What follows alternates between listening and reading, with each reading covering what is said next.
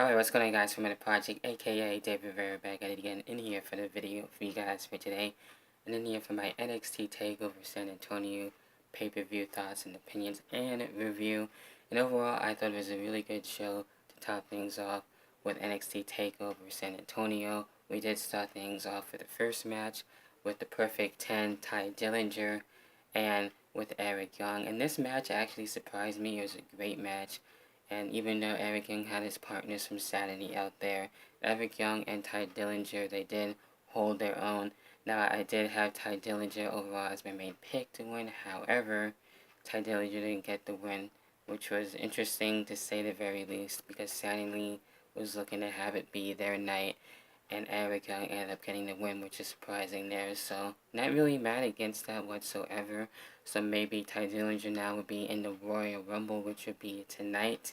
So I heard rumors that he actually might be in the number 10 spot for that. So anything can really happen. That'd be actually pretty crazy and a little ironic too for the Perfect 10 to be at number 10 in the Royal Rumble match. So we'll see what happens with that, and it should be a hell of a night for the Rumble. But this is for NXT Takeover San Antonio, so going to continue things off where we had Roderick Strong and Andre the Cien actually going at it. And with this one, it wasn't too bad. It was actually a pretty good match in my personal opinion, where I thought Roderick Strong actually did hold his own here, and both men did really well. It was actually like a slugfest going on between the two. It got really physical in the end, and Roderick Strong ended up getting the win. So dope and badass, can't go wrong with that. And I'm interested to see where Roderick Strong is going to be able to go in NXT. Most likely still going to be as a single star, so we'll see what happens with that. Then where we had the NXT Tag Team Championship match, which was on the line, where we had DIY and the Authors of Pain, and the match couldn't go either or. And just when I thought DIY was going to be able to retain here, well, the Authors of Pain and Paul Ellering actually turned things around, and the Authors of Pain having Chapter 3 be made, and Authors of Pain are now the NXT Tag Team Champions. So with my pick getting the win there and actually getting that win, well, we'll see what happens. Who's going to be able to stop the Authors of Pain? It could be any team at this point, but not really too sure about it. So we'll have to wait and see on who will be able to step up to the plate. But DIY want a rematch? Well, anything can happen there. So props to both teams. They put on a hell of a match. Definitely one of my favorite matches, for sure, if you ask me.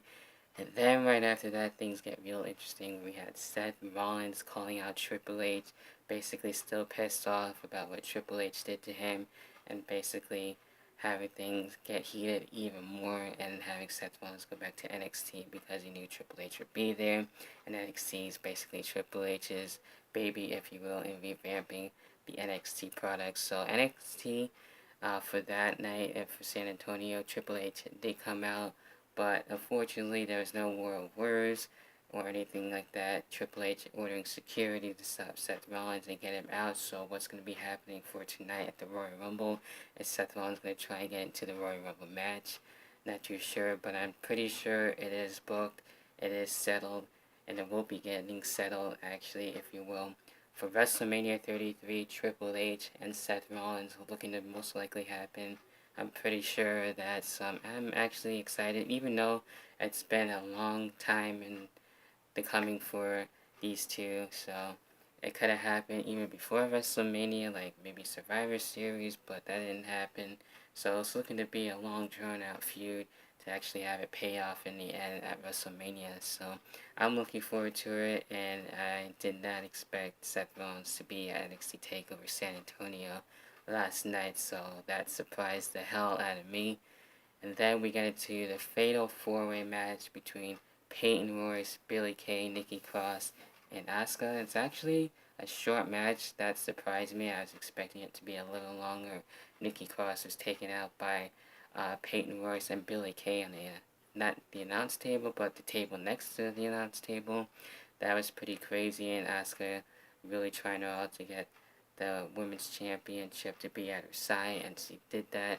I almost kind of thought Billie Kay and Peyton Royce, either one of them was going to get the title, which was crazy. The teamwork that they actually did pull off, even though it was every woman for herself in that match, Well, they actually made it seem like it was some sort of handicap match or something, so that was crazy. Props to them.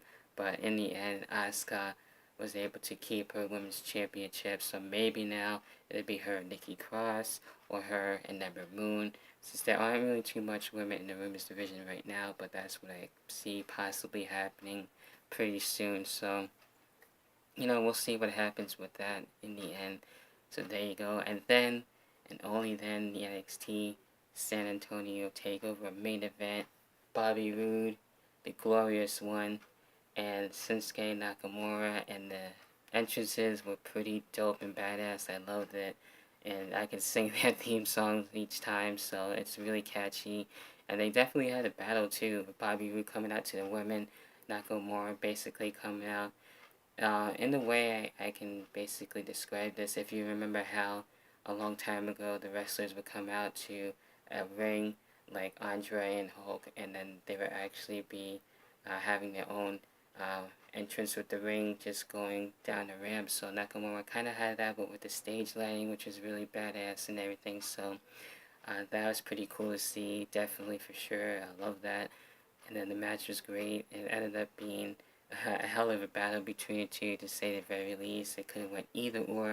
And then at one point, I thought the match was going to be stopped because Nakamura had the spot on the apron, off the apron, if you will, to for Bobby Roode. I was going to say Samoa Joe because he was out there. Samoa Joe was watching the match and didn't really take too much part in it, which I kind of thought he probably was, but he didn't. But Nakamura almost had like an injury going on there. Bobby Roode pretty much capitalized on that, got the win, and the dream had come true for Bobby Roode, from TNA World Champion to now NXT Champion, as I mentioned on Facebook. It's pretty damn crazy. So, gotta wonder what's going to be happening now. Is there going to be a return match or something? Hopefully Nakamura is feeling well and doesn't have any serious injuries.